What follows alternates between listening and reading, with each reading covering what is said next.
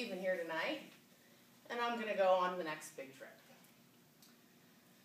Mr. Toastmaster, fellow Toastmasters, I thought I would use this opportunity to kind of give you a little insight from a professional traveler's point of view about how to properly pack for your next big trip. So that's right. I think you all here know I travel professionally, and I've kind of been through the turnstiles a time or two. One would think I should be the professional packer. I mean, I put stuff in and out of bags all the time. I've always found that the trips that I enjoy the most are the ones where I can pack the lightest. A small carry-on, you know, just the essentials, the things that I'm going to really need while I'm on that trip. Of course, even a professional can kind of fall down on the job. That recently happened to me on my most recent trip to Australia. Okay, I wasn't the most prepared, I'm not going to lie. I started throwing things miscellaneously into the bag the morning that I'm getting ready to leave. It's amazing when you're in a flurry what you can throw into a bag. I'm running around the house, I'm snatching things up, and they just start piling into one bag, then two. By the time it was all said and done, I ended up with 2 roller bags and 3 smaller bags, pretty much anything I could find around the house. I make it to DIA, and the porter picks up one of the bags and goes, "Good God, what is in this thing?" And all I could think was, that is an excellent question. I get to Sydney, and that's when it occurs to me, potentially I have packed some trouble.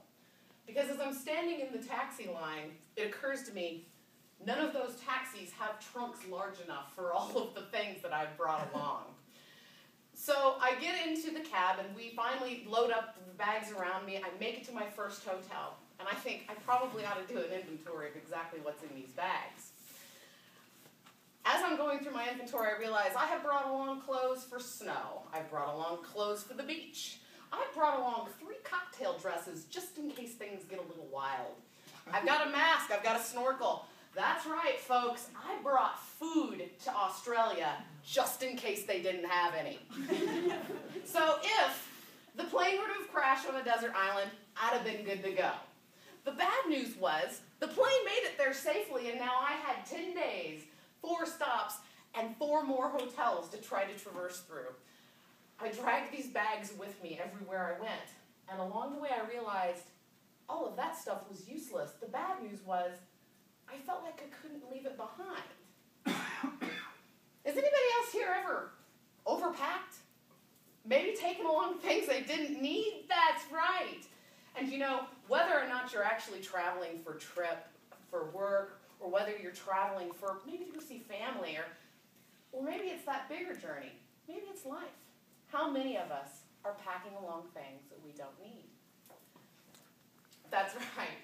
You know, I think if we actually pop open the bag sometimes and look at what's underneath, we could realize we're carrying a lot of heavy stuff that's slowing us down.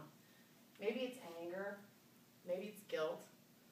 Maybe it's just some really bad memory from the past. We keep piling things in. It's the easiest thing to do because really, if you don't take a whole lot of time to keep pulling things out and assessing if you need it, it's easy to overload that bag and make it heavy. And you know, when you get to where you're wanting to go, you start maybe not enjoying the trip as much. I'll tell you, when I was in Australia, there was this beautiful statue of a kangaroo. I wanted it so bad.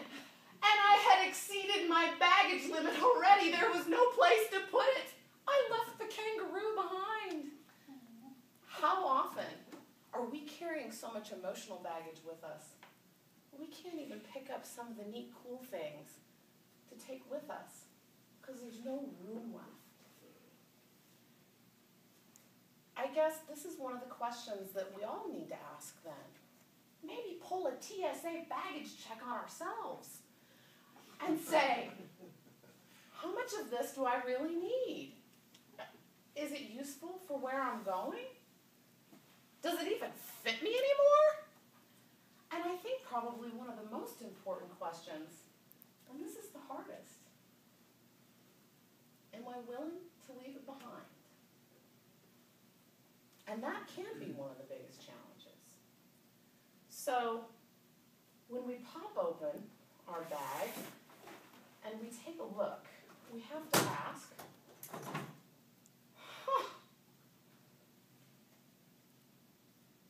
is that going to be an asset for where I'm going? Or is it just an anchor?